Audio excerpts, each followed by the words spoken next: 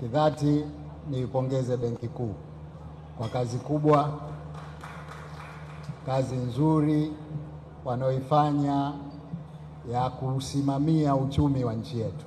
Kama ni mafanikio, tumepata mafanikio makubwa katika sekta ya uchumi, na yote yanasababishwa na usimamizi mzuri wa Benki Kuu. Tunakushukuruni sana. Mimi binafsi naridhika mno na ushauri wa masuala ya uchumi tunaopewa na Benki Kuu.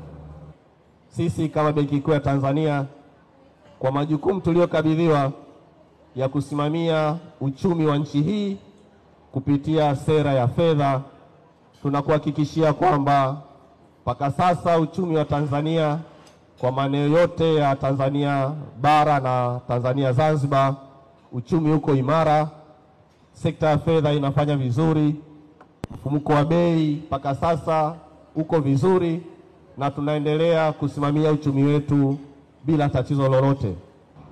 Mheshimiwa Rais, sisi wafanyakazi wa Benki Kuu makao makuu ndogo Zanzibar tunajivunia na tunajisikia fahari sana kufanya kazi Zanzibar, tukiwa tunaihudumia serikali ya mapinduzi ya Zanzibar.